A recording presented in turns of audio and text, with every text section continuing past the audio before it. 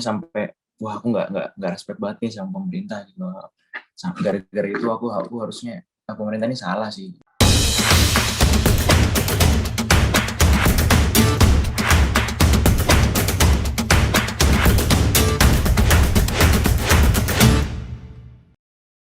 Halo Gapers, welcome to G-Pods.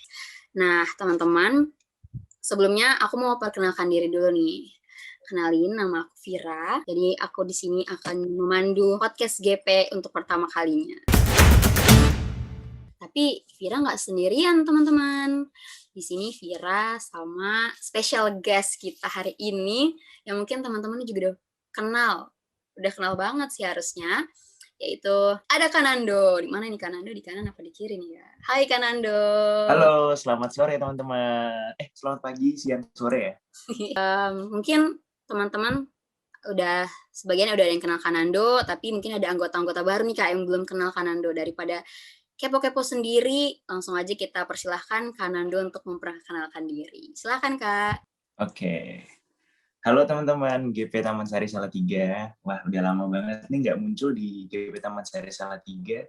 Padahal dulu tuh termasuk orang yang sangat menanti-nantikan GP Taman Sari nih. Bahkan nggak ikut GP Taman Sari tuh kayak rasanya tuh kayak ada yang kurang. Ya, nama aku Elnando Gracia Alexander Wongkar, itu nama lengkapnya. Tapi bisa dipanggil Nando. Ini saya alumni GP Taman Sari Salatiga. Ya, bukan alumni yang udah lama-lama banget sih. Cuman sejak tahun 2019 itu karena pekerjaan, jadi harus ke Surabaya, jadinya nggak bisa aktif pelayanan lagi di Taman Sari. Di Taman Sari dari tahun 2015, pertama masuk kuliah, terus langsung aktif di GP Taman Sari. Ya dulu pelayanan juga sama teman-teman juga di GP Taman Sari Salatiga tuh. Dulu juga awalnya dari pengurus GP juga, terus habis itu sempat jadi ketua GP juga pas periode 2017-19, itu melayani sama teman-teman PGP 17-19 yang sangat luar biasa sekali. Terus pas sejak tahun 2019 sih, karena ke Surabaya, jadinya nggak bisa bertemu nih sama teman-teman GP Taman Sari. Tapi dulu sering sih pas masih awal pandemi itu kan ibadahnya online tuh, masih sering ikut ibadah di GP Taman Sari. Karena GP Taman Sari itu anaknya tuh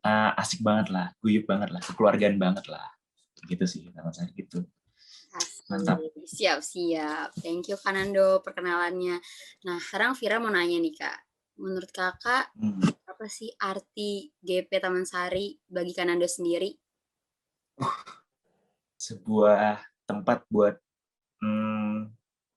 aku itu tempat buat diproses tuh di GP Taman Sari Salatiga. Kenapa? Jadi dari dulu pertama datang di Salatiga itu langsung pengen aja tuh aktif di GP. Terus kebetulan aku juga nemu teman-teman dari GP Taman Sari Salatiga tuh yang asik-asik gitu loh, yang mereka juga nganggap kita yang mahasiswa rantau nih, kan dulu aku dari Samarinda kan, itu kayak keluarga sendiri. Jadi ya selain tempat berproses, aku menganggap GP Taman Sari Salatiga itu adalah keluarga aku sendiri gitu loh. Dan dari GP Taman Sari khususnya tuh aku jadi belajar banyak hal, khususnya belajar bersosialisasi, belajar bergaul, terus belajar banyak banget proses yang baik yang aku dapatkan di GP Taman Sari. Aku anggap keluarga kedua juga karena dulu tuh hampir tiap hari seminggu tuh mungkin ada 3-4 kali tuh ke gereja buat ketemu anak-anak GP ya. Ada kelas musik lah, pengkaderan, terus ada basket juga, terus ada mungkin latihan vokal grup. Pokoknya seminggu tuh padat, jadi pulang kuliah main ke Taman Sari, ketemu teman-teman, itu hal yang aku paling tunggu-tunggu banget tuh. Sampai hari Minggu tuh bahkan bisa gereja 3 kali. Tapi bukan gereja terus ya, kadang jaga parkir tuh sama teman-teman GP Taman Sari. Itu yang khasnya anak Taman Sari Salatiga. Jadi gitulah artinya ada kayak keluarga kedua, dan aku belajar banyak dari teman-teman GP Taman Sari. Kalau nggak ada GP Taman Sari Salatiga juga mungkin nggak ada Nando yang sekarang gitu. Jadi kangen offline nih Kak.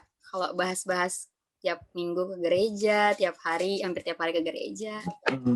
Nah, tadi kan sudah Kanando jelasin juga, Kanando tuh pernah menjabat sebagai ketua GP. Nah, kan Vira kan tergolong anggota baru nih, Kak. Bisa dibilang kayak gitulah. Baru 1 tahun lebih gabung, tapi udah nggak lama Kanando udah pergi kerja di luar gitu kan. Nah, jadi Vira pengen tahu dong, Kak, gimana sih proses Kanando sampai akhirnya bisa kepilih jadi ketua GP. Boleh nggak diceritain, Kak? Boleh. Pilih jadi ketua GP ya. Dulu sih berawal tuh pertama masuk tuh 2015 itu, pertama aku ingat banget di Taman Sari itu nggak bakal lupa tuh jadi aser. Jadi aser itu Jadi ceritanya anak paduan suara GP Taman Sari Salatiga tuh mau kayak konser gitu, konser di Bali, ya di Bali, beberapa gereja di Bali kalau nggak salah itu kan. Terus aku yang baru masuk kan aku langsung akrab nih, langsung ceplos-ceplos nih, langsung kayak sok kenal gitu sama teman-teman GP. Bahkan kesan pertama aku gabung GP Taman Sari itu aku langsung ngajak, kakak-kakak, habis ini ada nongkrong nggak? Nongkrong. Terus mereka kayak bilang gitu, nongkrong kenapa? Soalnya kebiasaan di Samarinda itu kalau anak-anak pemudanya tuh habis ibadah tuh langsung nongkrong gitu loh. Jadi aku langsung nanyain gitu, langsung so aktif, so akrab, so kenal sama SD. kakak-kakak dulu, kakak senior dulu. Terus dari aser kan, jadi aser, terus aktif. Kalau cerita pengalaman pelayanan ya berawal dari sok kenal itu, terus aku ini sih bantu-bantu dulu. Jadi dulu tuh sering banget kayak fotokopi klat lagu, terus pokoknya beli gorengan buat kumpul-kumpul gitu. Jadi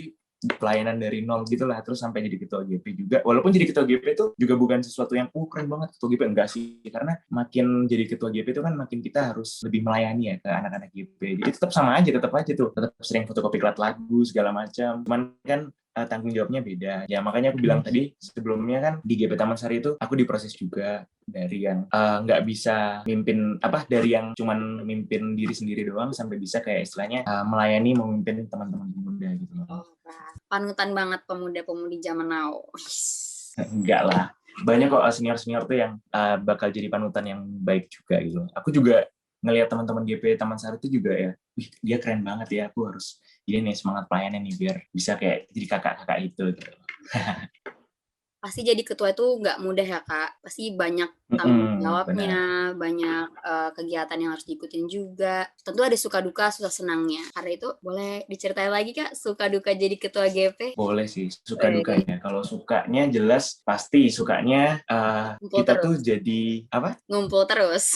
Ya itu juga. Tapi sukanya itu lebih kita membimbing, bukan membimbing sih, mengarahkan lah GP Taman Sari itu supaya apa yang udah kita targetkan itu bisa tercapai gitu. Itu sukanya. Dan suka juganya tuh aku kenal banyak orang di GPIB Taman Sari Salatiga, karena sejak jadi ketua GP kan jadi harus aktif di ibadah sektor, harus ikut ibadah sektor, terus mungkin aktif terjun ke pelkat-pelkat lain juga. Jadinya punya banyak teman itu.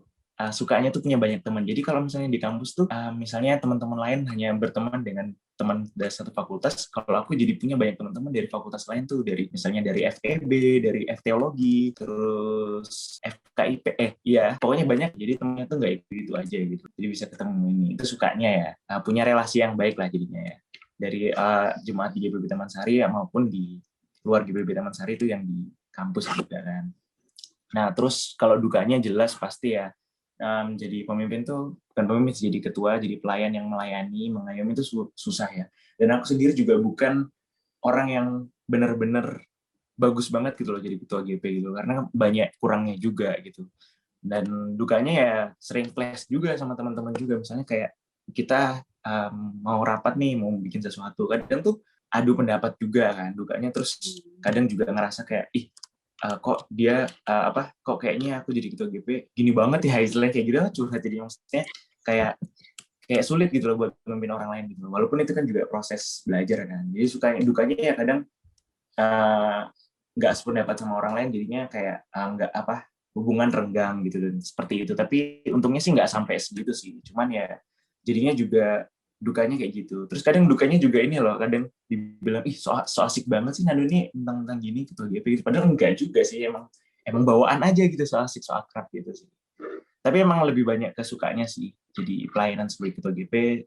Dan aku juga bukan tipe kalau orang yang lebih kayak ngebosin gitu tapi lebih ke kayak ayo kita sama-sama pelayanan, kita sama-sama gerak bareng, kita sama-sama bikin GPB Taman Sari Salatiga ke arah yang lebih baik. Walaupun memang selama jadi ketua GP juga banyak hal-hal yang aku sendiri belum tercapai gitu di ekspektasi kita sebagai pengurus, dan ekspektasi saya juga gitu loh. Aku sendiri juga kadang ya, tapi itu balik lagi itu kan proses belajar juga. Jadi sangat bersyukur kayak gitu suka dukanya.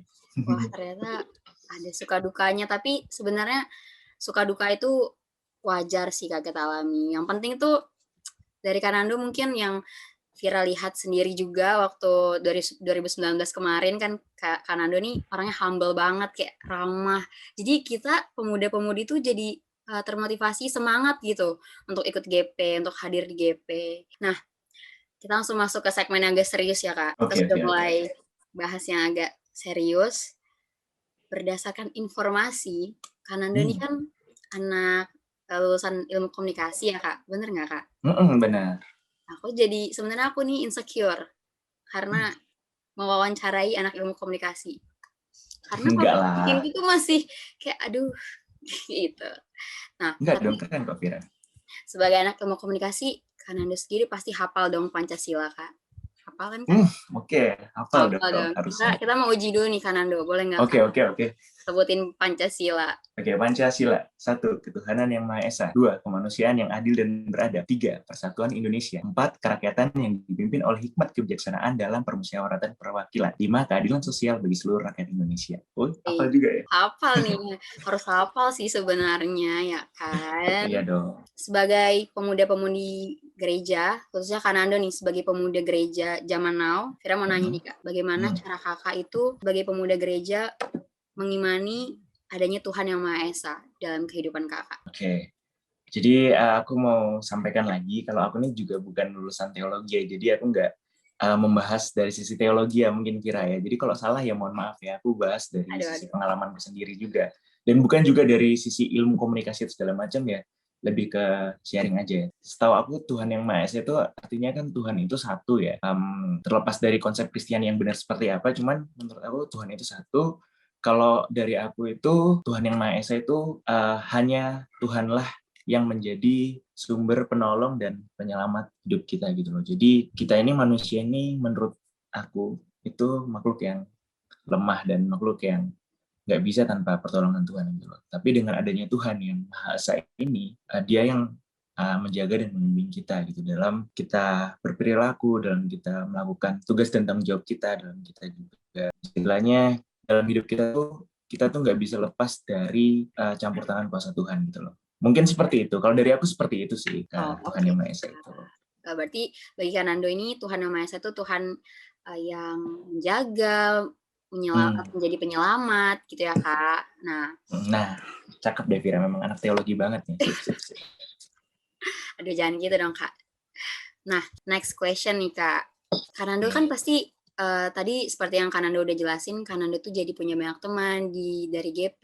Pastinya Kanando juga punya, selain dari anak-anak GP, pasti Kanando juga punya teman di luar anak-anak GP dari fakultas Kakak sendiri yang mungkin berbeda agama. Karena kan ya Viskom dari beragam agama kan Kak. Benar.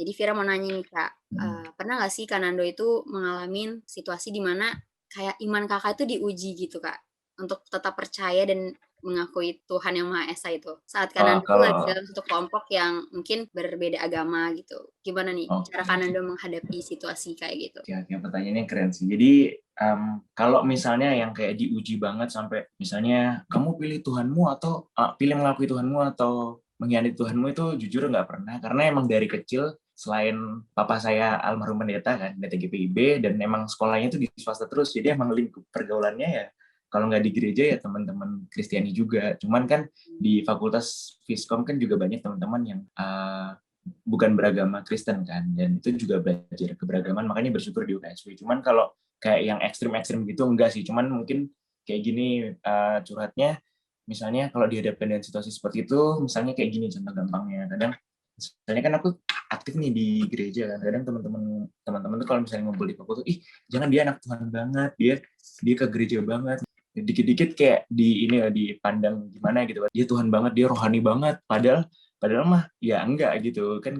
Menurut aku pelayanan juga bukan buat manusia gitu, bukan itu aku lo pelayanan gini bla bla bla, enggak sih, pelayanan ya emang buat Tuhan gitu loh. Jadi di teman-teman juga di fakultas juga kadang bercanda gitu, ini anak Tuhan nih nggak usah ngumpul sama kita gitu ya, kayak gitu. Tapi sebenarnya enggak, itu kan bercanda. Cuman kalau yang sampai ekstrim banget sampai harus menganggap kayak Tuhan atau kayak gimana tuh enggak sih, enggak sampai segitunya sih gitu sih. Masih aman-aman aja nih kayak berarti imannya ya, masih kebetulan sih masih kuat. Iya, puji Tuhan masih aman. Masih aman, puji Tuhan. Oke. Nah, tapi kalau dari Vira sendiri, salah satu hal yang perlu diterapkan kalau dalam situasi kayak gitu, pentingnya toleransi sih Kak. Toleransi pada sesama, karena ya itulah anak-anak muda zaman sekarang. Kadang bercandaannya tuh yang kayak gitu, jadi gimana nggak teruji gitu kan anak-anak muda zaman sekarang. Nah, kalau dari Kanando nih, contoh konkret menerapkan sikap toleransi itu gimana sih, Kak? Ada nggak Kakak pernah ngalamin atau boleh kasih contoh konkret untuk menerapkan sikap toleransi supaya keadaan itu damai, sukacita gitu kan? Oke. Sip. Toleransi ya. Kalau pengalaman dari aku sih, aku pernah lihat kayak tentang toleransi kalau nggak salah itu dari podcastnya. Kalau saya podcastnya Deddy Corbuzier kalau nggak salah ya tentang toleransi, dan itu yang aku ini juga aku ini. Tapi yang kalau dari konsep kita iman Kristiani kan, kalau toleransi itu kan seperti contohnya kayak gini ya.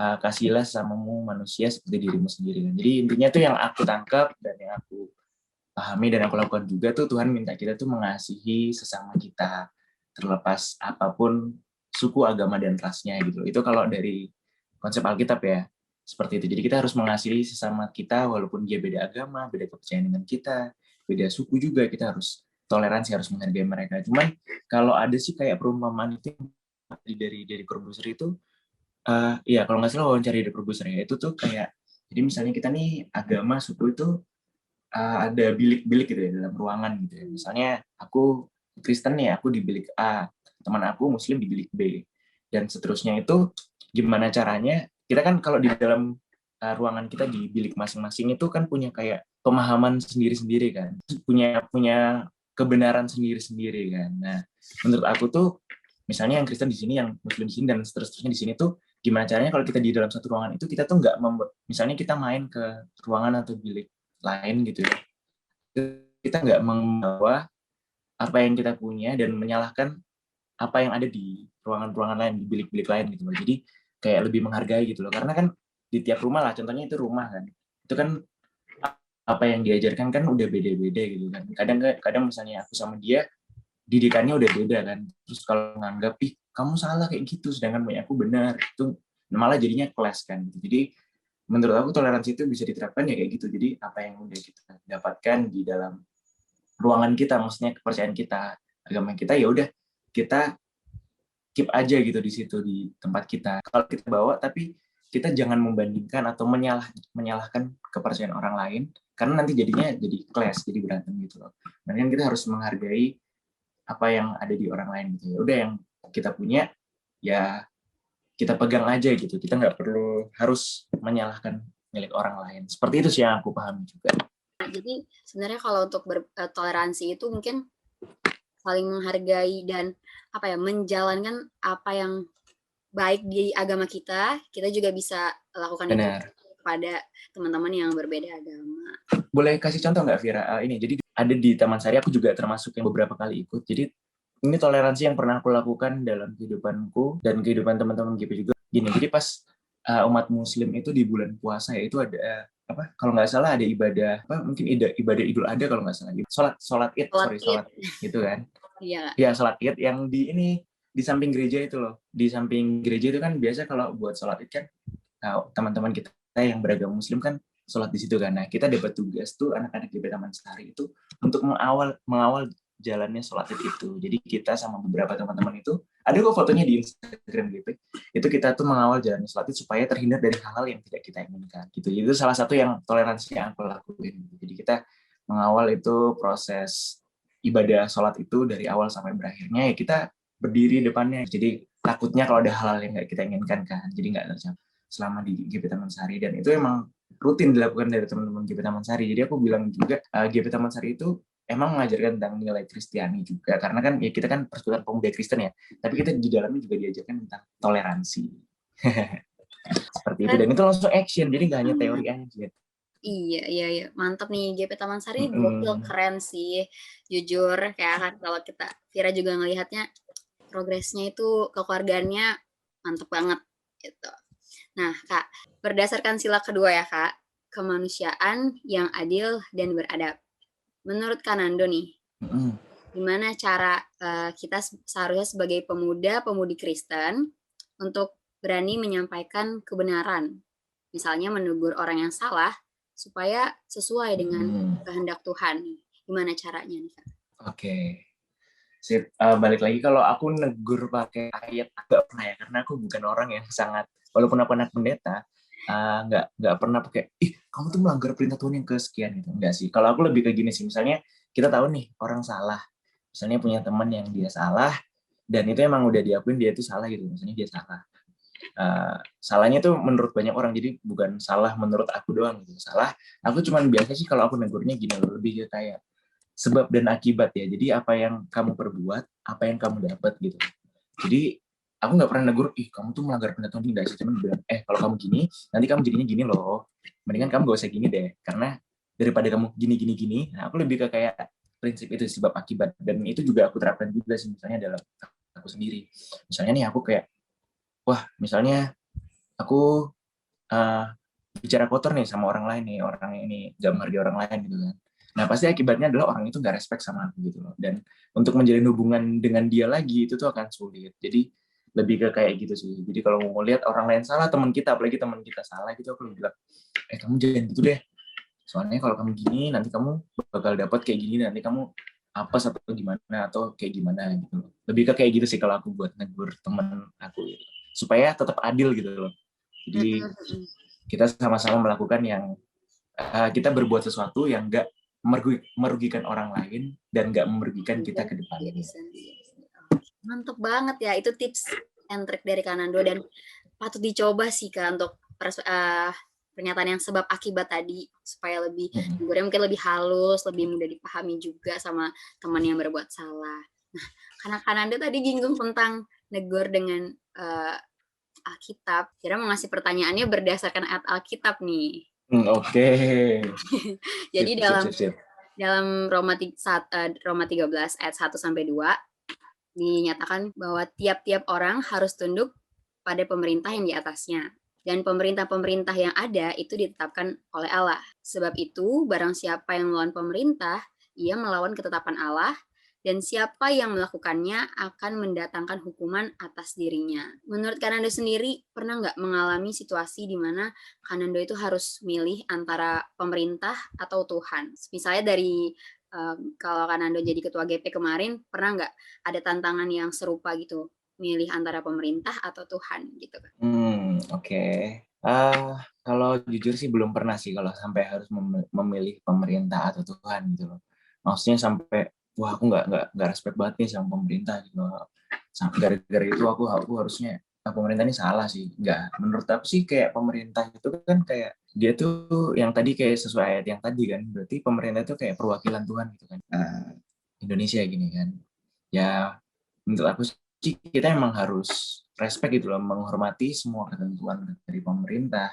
Karena sepanjang yang aku tahu sebenarnya yang dilakukan pemerintah, semua ketetapan-ketetapannya juga itu kan semua yang dipikirkan pemerintah dan direncanakan itu kan, itu tuh punya tujuan baik ya buat mengatur masyarakat supaya semuanya tuh berjalan baik, jadi nggak ada yang enggak kan. Ya, jadi tugas kita sih mungkin sebagai orang pemuda Kristen, ya kita mendoakan pemerintah kita supaya apa yang mereka udah janjikan, apa yang mau mereka lakukan, mereka rencanakan itu bisa mereka lakukan sesuai juga dengan kehendak dari Tuhan gitu kan, ketuhanan yang Maha Esa gitu. Jadi mereka melakukan itu yang baik buat rakyat itu sesuai dengan ajaran dari Tuhan gitu loh.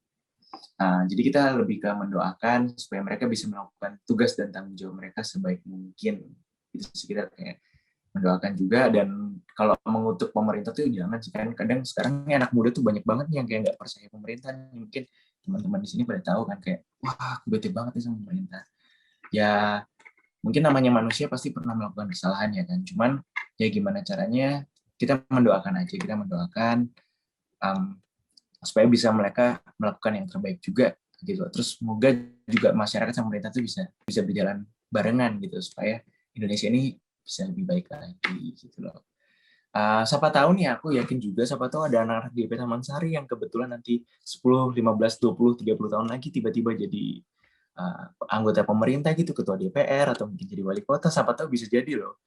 Nah, itu kan ya berharap seperti itu supaya nanti siapa tahu ada anak-anak Tuhan yang dari GP Taman Sari itu yang dipercaya jadi pemerintah, semoga bisa melakukan tugas dan tanggung jawabnya. Jadi tugas kita tuh yang mendoakan. Kayak gitu sih. Kakak pernah ngerasa kalau misalnya lihat berita gitu kan, ada informasi berita, kalau kakak pernah ngerasa nggak pemerintah itu memberikan keputusan yang mungkin nggak serak gitu sama kakak, atau nggak sepemahaman gitu? Ya sebenarnya kan ya kalau kalau ini sih iya sih, kadang kayak misalnya kita ngelihat loh kok pemerintah gini sih, misalnya contohnya yang kayak um, regulasi soal COVID-19 ya, tapi itu sensitif sih ya. Maksudnya kayak nggak dari dulu kita tuh di lockdown atau segala macam kan, kayak masih kurang kurang ini aja gitu loh. Cuman yang salah juga masyarakat sih. Kadang masyarakatnya kita tuh sulit juga kan buat diatur, misalnya pemerintah netapin A, malah masyarakatnya ngelakuin yang B gitu sih. Sebenarnya serba salah juga sih. Kita juga nggak di posisi pemerintah gitu sih. Cuman kalau emang kesel ya pasti itu wajar ya, kayak misalnya pemerintah, wah kok kayak gini-gini sih, kayak gini sih. Cuman balik lagi sih, aku cuma bisa mendoakan gitu loh. Mendoakan supaya apa yang dilakukan pemerintah itu bisa sesuai juga dengan kehendak Tuhan gitu, dan semua tuh punya tujuan baik buat masyarakat Indonesia. Dan marilah kita sebagai masyarakat yang baik juga, selama keputusan pemerintah itu nggak yang merugikan banyak orang gitu loh, dan mereka punya tujuan yang baik, mari kita dukung, mari kita lakukan. Kan kadang ya bukan kadang sih, karena yang diinginkan pemerintah itu kan pasti yang baik gitu kan. Gitu. Oke, jadi tugas kita ya sebagai pemuda-pemudi itu harusnya mendoakan dan mendukung program-program pemerintah gitu. Jangan misalnya tuh kritik doang kayak, aduh aku kesel deh ini harusnya nggak ada nih, karena sering banget di teman-teman gitu kan, kadang mereka asal ceplos-ceplos tanpa melihat latar belakang masalahnya mungkin dan sebagainya. Betul. Belum menutup podcast ini, karena pengen nanya lagi nih, pandangan Kananda tentang GP Taman Sari sekarang gimana, Kak? Waduh, oke, pandangan nih. GP Taman Sari sekarang pasti lebih keren juga, walaupun di tengah pandemi teman-teman GP Taman Sari, teman-teman pengurus itu tetap menjalankan ibadah walaupun secara daring ya, tapi tetap mau berpelayanan, menyediakan waktu juga buat teman-teman GP Taman Sari. Dan lebih keren juga sekarang udah ada logonya tuh. Terus kayaknya sosmednya jujur aku akuin lebih baik dari pas periode kami gitu, karena kalian kayaknya jago desain semua. Selain jago desain, kalian kontennya juga bagus-bagus juga. Dan ya semoga lebih baik juga gitu GP Taman Sari itu. Dan aku rasa selama beberapa bulan ini semenjak kepengurusan kami, aku rasa lebih bagus kayaknya Taman Sari ini di teman-teman pengurus, dan harapannya juga harus lebih bagus lagi, lebih bisa jadi, istilahnya aku dulu pernah bilang GP Taman Sari itu jadi wadah buat teman-teman pemuda yang pengen berkreasi, pengen punya keluarga baru juga di Salatiga.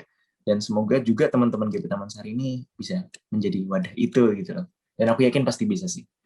Amin, amin. Semangat, semangat. Terima kasih Kak Nando. Semoga bisa didengar oleh teman-teman pengurus ya guys. Kita harus tetap semangat. Semangat berpelayanan walaupun secara online. Nah, terakhir nih Kak. Boleh nggak Kak Nando memberikan pesan-pesan untuk anggota Gerakan Pemuda Taman Sari khususnya dan pemuda-pemudi di luar sana? Oke, gini. Jadi pesan ya, lebih ke sharing aja ya.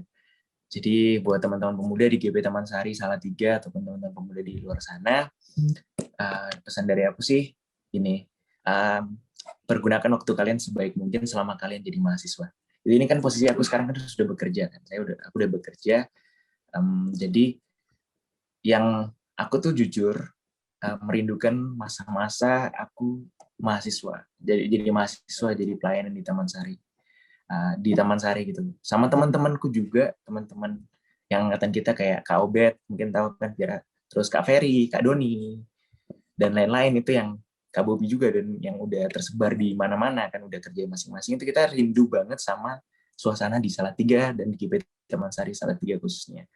Jadi menurut aku buat teman-teman mahasiswa, terus teman-teman di GP juga, kalian gunakan waktu kalian buat kuliah itu jangan hanya kuliah tok gitu loh. Jadi jangan kayak kuliah pulang, tapi coba kalian cari keluarga ya, bisa di kampus juga misalnya aktif organisasi, atau juga bisa di GP Taman Sari khususnya. Jadi kalian harus itu, jadi nggak hanya kuliah 4 tahun tuh udah gitu. Karena kalau kalian udah bekerja nih, kayak aku yang udah kerja nih, waktu buat main tuh sangat kurang gitu. Jadi pengen banget tuh namanya main, pengen banget kumpul sama teman-teman, ngumpul, terus pengen ngerasain jalan-jalan di alam gitu kan, kayak di Salatiga tuh banyak kan.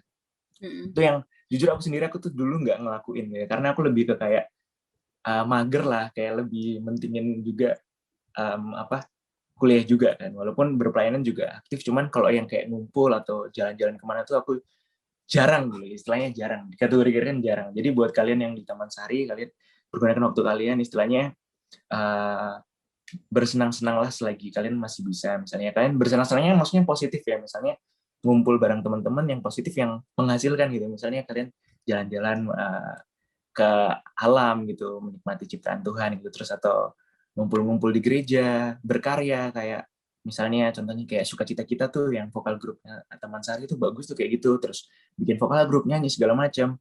Pokoknya kalian gunakan waktu kalian tuh selama 4 sampai 5 tahun itu di Salatiga itu dengan sebaik mungkin gitu, karena waktu itu nggak bakal terulang gitu loh. Nanti kalau kalian udah bekerja atau mungkin berkeluarga, pasti kalian bakal kangen banget masa-masa itu. Tapi bukan berarti aku ngomong gini, Kanando tuh ngomong, oh berarti aku kuliah harus senang-senang terus nih. Enggak, maksudnya kalian kuliah lulus di waktu yang tepat. Maksudnya waktu yang tepat ya jangan lama-lama juga gitu. Kan kasihin orang tua kan. Jadi kalian gunakan waktu kalian sebaik mungkin. Ya taruhlah misalnya kalian bisa lulus 4 sampai 5 tahun atau bisa lebih cepat itu, sebelumnya itu juga sangat bagus, tapi di sela-sela itu kalian ngatur gimana caranya kalian bisa main, kalian bisa punya relasi yang baik, kalian bisa punya teman yang banyak, kalian aktif di organisasi, bisa pelayanan juga di gereja, di Taman Sari, dan semuanya itu tuh bisa kalian dapatkan juga di GPIB di GPIB Taman Sari Salatiga. Jadi pesan aku buat semua teman-teman pemuda yang mungkin nanti nonton podcast ini atau teman-teman GP yang ada yang kebetulan aktif di GP juga atau mungkin yang belum aktif, segeralah aktif di GP Taman Sari. Gunakan waktu kalian selama di Salatiga itu dengan sebaik mungkin. Cari teman yang banyak, main nggak apa-apa yang banyak, yang penting jangan lupakan kuliah ya. Awas ya, jangan lupa kuliah. Kuliah harus itu tanggung jawab utama, tapi jangan lupa juga untuk ini kalian bersosialisasi istilahnya ya. Terus kalau misalnya Taman Sari tuh dulu sering tuh dulu ada kayak naik gunung atau jalan-jalan ke Gunung Telomoyo dan lain sebagainya tuh, kalian mumpung di Salatiga nih, kalian ikut gitu. Walaupun sekarang masih pandemi ya, jangan ya. Mungkin nanti kalau situasinya udah baik, kalian bisa teman-teman Sari Salatiga itu ngumpul bareng, mungkin jalan-jalan ke pantai segala macam. Tapi ingat yang positif ya. Dan yang dengan catatan tugas-tugas kuliah kalian juga udah selesai gitu. Jadi kalian bisa jalan segala macam, dan aku yakin kalian pasti bisa buat hal itu. Jadi nikmati masa kuliah kalian, karena menurut aku sendiri masa kuliah itu masa yang paling enak selama aku hidup gitu. Ya, gitu. Oke, thank you Kanando. Selama ini. Pesan dan pandangan dan harapannya. Terima kasih juga. Semoga apa yang diharapkan dari Kanando itu dapat terlaksana, dapat dicapai oleh pemuda-pemuda di GP Taman Sari Salatiga. Nah, jadi demikianlah podcast kita pada hari ini. Terima kasih untuk Kanando dan teman-teman. Semoga apa yang tadi kita sudah bahas tentang Pancasila, bagaimana kita harus bersikap sebagai pemuda, bagaimana kita harus menerapkan sikap toleransi, dan juga tips dari Kanando untuk menegur seseorang itu dengan halus, dengan metode sebab akibat itu tadi keren banget sih, jujur. Jadi semoga teman-teman dapat mengerti dan memahami apa yang kita bicarakan, apa yang kita bahas hari ini, dan kiranya Tuhan memberkati kita semua. Oke, terima kasih Kanando. Sukses selalu dalam karirnya. Tuhan memberkati. Dan terima kasih. Jangan lupa untuk mampir ke Salatiga, ke GP Taman Sari. Pasti dong. Oke. Pasti dong. Oke, sukses gitu. Semua. Semangat berproses teman-teman Taman Sari. Oke, terima kasih Kanando. See you.